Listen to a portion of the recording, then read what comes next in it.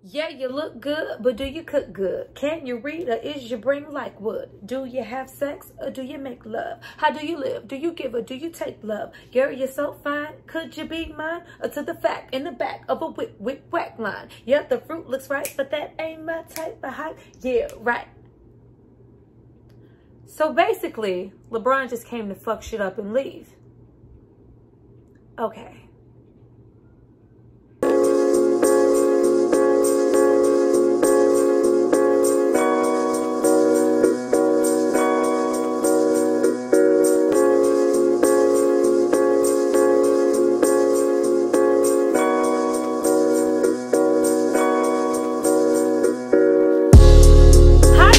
Back to my channel. It's Tyra here with another struggle.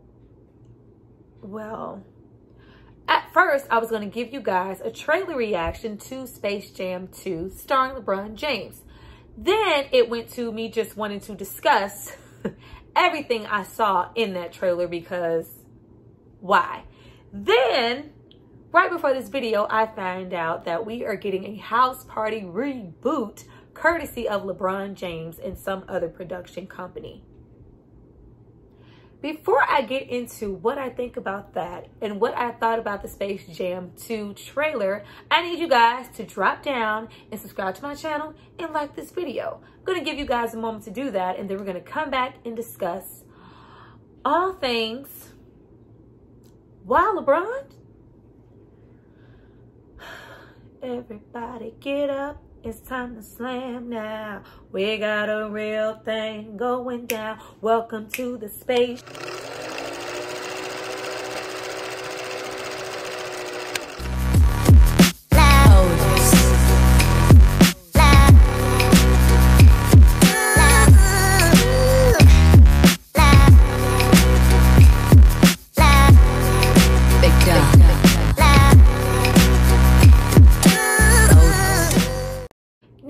Have hopefully subscribed to see more of me. Let's get into the stuff. Now, Space Jam 2 is scheduled to come out July 16th. It stars LeBron James, and of course we all know Space Jam. Now, I'm not going to sit here and act like the previous Space Jam starring Michael Jordan is some 5-star, just wonderful, Oscar-worthy movie. It's not. It's never been that. But what it is, it's nostalgic, and for some people, very sacred. Like, I can remember watching Space Jam and Michael Jordan, and it was just everything. So to see it here a second time with LeBron James and the new things that they were trying to do with the story, I have some thoughts. Now, in watching the trailer and reading up on the premise and plot of this movie, I see that this movie is about LeBron James, who of course here is a basketball player, and he teams up with the Looney Tunes to go against this digital AI robot-like goon squad who is controlled and, you know, coached by this rogue Don Cheadle AI robot, and he's fighting to get his son back. Sounds extra, don't it? Now, I do also see that this movie will be directed by Malcolm D. Lee, who has always been a director who is always somewhere in the middle for me. Now, of course, we do get great things from him, like The Best Man Holiday, and, you know, little nostalgic stuff like Roll Bounce and Soul Man. I don't care. I love me some Soul Man. Love me some Bernie Mac and Samuel Jackson. Love that movie. But on the flip side, we also get things like Night School starring Kevin Hart. We also get things like Scary Movie 5 and movies that are always kind of somewhere in the middle for me, like Girls Trip, Welcome Home, Roscoe Jenkins, and Barbershop 3, The Next Cut, or whatever it was called. So you really can't bank on what you can expect to get from a director that's kind of, you know, consistent with, you know, his brand, but sometimes what's with his brand is not always the best. Funny, but we're not finna get, you know, some grand direction here. He hasn't given us something like a Best Man since he's given us Best Man. Now, also with watching this trailer, and I mean, you guys, I really watched the trailer like I was freeze framing because I felt like I was missing stuff, and I felt like I was seeing things that weren't there, but they were actually there. Now, this is being brought to us, of course, by Warner Brothers. The Looney Tunes are a property of Warner Brothers. I feel like with this movie, we're going to get, you know, let's throw everything at the wall to see what sticks. For him to just be dropping down in the trailer and we see him passing up, you know, different realms and planets, such as, you know, we see Gotham. I think we've seen something, you know, that resembled the Wizard of Oz to me, the Matrix. And we also see different things in the trailer like King Kong and Yogi Bear, the Flintstones, nostalgic staples. And then we get things like Pennywise, and I think we even seen like Morpheus and Neo, and I said, what the hell? Mr. Freeze. It's like, what is going on? Even, you know, I see there's a credit given to Jim Carrey, who's coming back on as the Mask. And I think it's, you know, a lot of flash and lights just to get people like myself, you know, millennials from that 90s era to go, oh my God, look at all, like, oh my God, I remember this. First of all, when I seen Iron Giant and King Kong, it was giving me very much Ready Player One.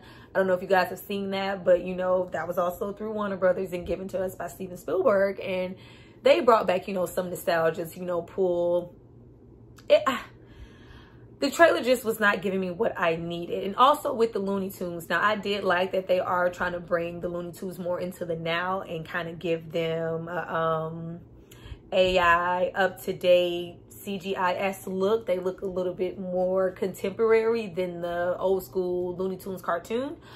But I don't like that they are paying so much attention to like a Lola Bunny and Pepe Le Pew, and, you know, trying to be on brand with, you know, what's legitimately correct, and Lola Bunny can't be sexy. Pepe Le Pew is, you know, a little, you know, sexist. And I was like, okay. But then we get into characters like the Goon Squad. Now, if you can remember from Space Jam, the premise of that was, you know, them going and getting Michael because the Monstars wanted to come and get the Looney Tunes to come back to the park attraction, and they challenged them to a basketball game at which they suck the talent out of, you know, those Charles Barkley and all of those characters to soup themselves up to be those grand players, which gave those Monstars so much personality and so much of a premise to follow. Whereas here we have, you know, AI robots, and we see like Birdmans and all kind of things in this trailer who are, I believe, are voiced by some, I'm not a sports fan, some, you know, basketball players. I see Kyrie Irving and names thrown around like that, which is good, but it hit different in the first movie when we saw, you know, those basketball players, talented basketball players running around just being aloof because they didn't have their talent anymore. And those Monstars being, you know, just as animated as the Looney Tunes and having so much to say and so much attitude. I'm not getting that from this Goon Squad that we see in this trailer. It's like, well, damn, do they talk? You know, it's only so much you can get from a trailer, but honey, I learned my lesson with the Coming to America situation. Everything I thought, it was all up in there. And I'm not getting what I need from the Goon Squad versus the Monstars. The Monstars were just as much a part as Looney Tune and Michael Jordan. Getting into Michael Jordan and the non-acting of it all. Michael Jordan could not act. Could not act. But we had people surrounding Michael Jordan and a focus on those Looney Tunes that took away from that aspect. I see from this trailer, I'm feeling like we're going to horn in and focus so much on LeBron James. And, you know, get the Looney Tunes. I see a lot of, you know, the poster shots with just strictly Lola Bunny and Bugs Bunny, who, of course, Lola Bunny is voiced by Zendaya, because why not? Because Zendaya about to be everywhere. They finna use her for everything, and we don't get tired of her. But I see that, and it's just like, LeBron James can't act. Well, you know, it just worked because, of course, we had, you know, hello, Newman. We had Newman there in the Looney Tunes. We had the wonderful, charismatic, hilarious Bill Murray there. We had Danny DeVito, you know, voicing the villainous character for the Monstars. There was so much there. Here, I'm just seeing Don Cheadle, who is great. You know, Don Cheadle is great, but Don Cheadle didn't give me much, and I don't feel like he's going to give me a whole lot. it's just not enough surrounding him for me to feel like it's just going to make for a great movie. I see a lot of placement of different Warner Brothers characters just to be like, oh, look, this is just so incredible to see all of these characters together, but they're not actually going to be doing anything. They're just there as, you know, an audience, and maybe, you know, probably have like little one-liners. It's just not doing anything for me. Now, with, you know, Michael being surrounded by Bill Murray and Newman and, you know, Danny DeVito and all of those people, it gave him so much to bounce off of. And not only that, the most iconic thing, whether you like it or not, about the Space Jam movie for me was I Believe I Could Fly.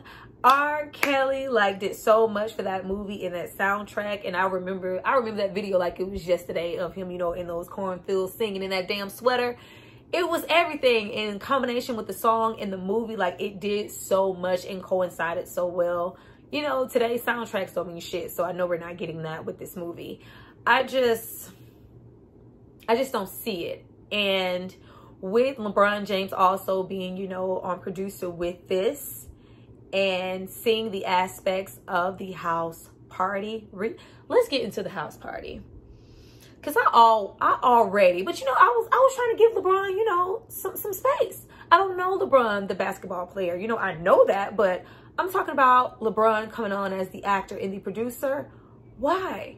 Why are we coming on? If we keep pinching off of things that have already been produced and we're gonna reboot it and revamp it and remake, what are we left with? Like, take that shit over there. Why we can't create something new? It's getting so irritating. And it would have been nice to see something just really different and great from a LeBron, just to go, oh my God, I'm so used to him just as, you know, the tall, legendary basketball player. He gave us this. No, he gave us reboots and revamps and part twos. Now, pretty much in a sense, give or take away a few things, that Space Jam 2, pretty much the same movie, and it's some random ass, you know, father-son dynamic that we're supposed to care about that I know I'm not going to give a damn about. And I know people are, it's a family-friendly movie. It's for kids. You putting too much thought into it. It's LeBron. Support the blacks. All here for it. But I'm so tired of the narrative being just because it's from a black person, we have to support it. We can't criticize it. No, we want it to be black, and we also want it to be great. Every single thing under the sun doesn't have to be great. But when you come with the production, with the team, with the finances to create something great, and you give us Space Jam 2 and a house party reboot, let's get into the house party. I ain't even seen a trailer. I ain't seen a post. I ain't seen nothing for this. Just the thought of it. Now, we already had got, you know, House Party 1, House Party 2, and House Party 3. All three of those starred Kid and Play. Then we had 4, you know, that horrible, atrocious thing with Chris Stokes and Marcus Houston and, you know, Immature.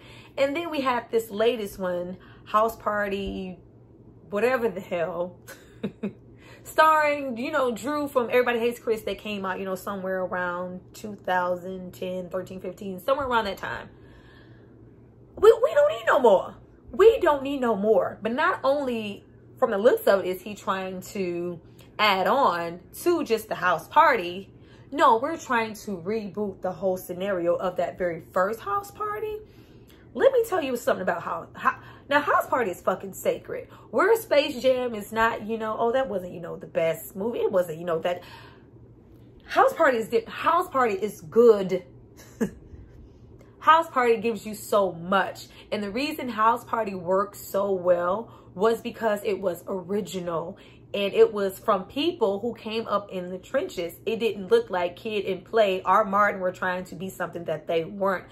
Kid and Play were rappers, you know, newly coming up in New York who got put on and just happened to get a chance to star in a movie. That's why those, the iconic, the dance, the Kid and Play, the rap battle, the P-L-A-Y, just to say why, asking you, may I tell you about the day I picked up the microphone, the pad, and a pen. The legend of a champ begins the party. Oh, don't get me started. Like, why are we touching this? And I see, you know, things attached like, you know, really big names and critically acclaimed video directors and writers coming who, you know, do the writing on Atlanta.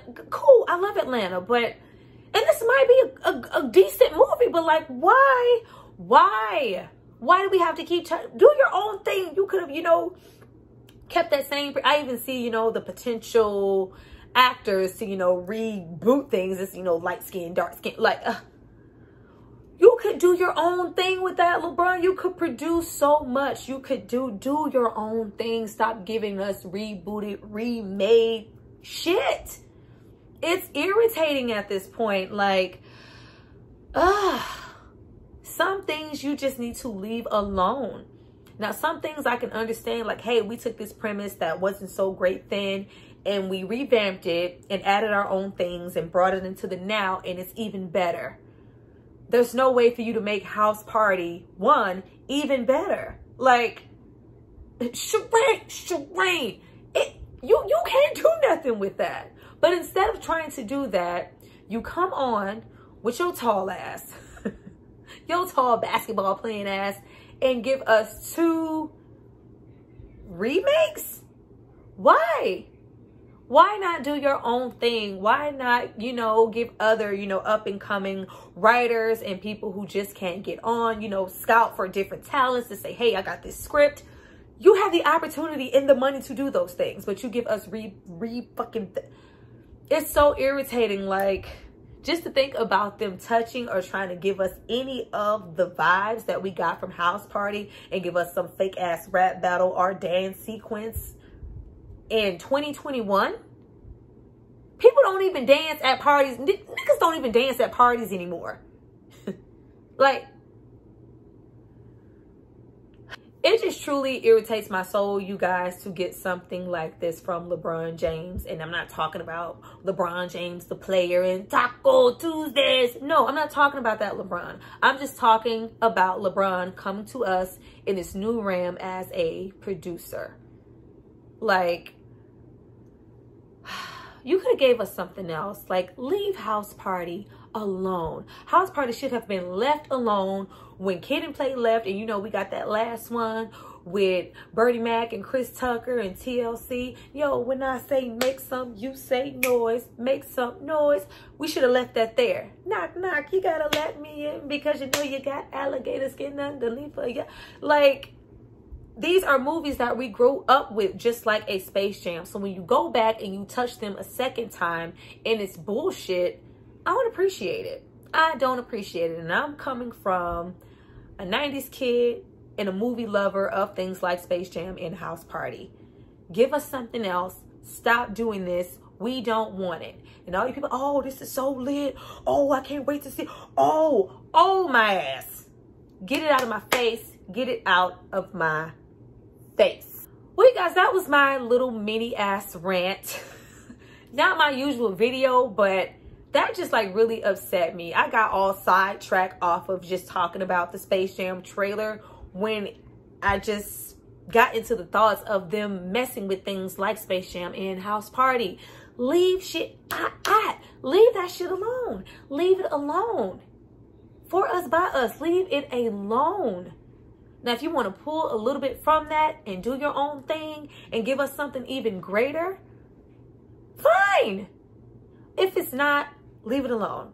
I don't want to see a reboot of House Party and a reboot of Space Jam, especially if it's not going to be as good or better than what we got in 1990 with House Party and in 1996 or 7 with Space Jam. Get it out my face. Please comment below what you guys think about this Space Jam 2 coming to us in July and the House Party reboot that's coming to us whenever LeBron decides to let the cat out of the bag. I see you guys for my next trailer reaction or my trailer rant or my videos. Thank you guys for watching. Bye.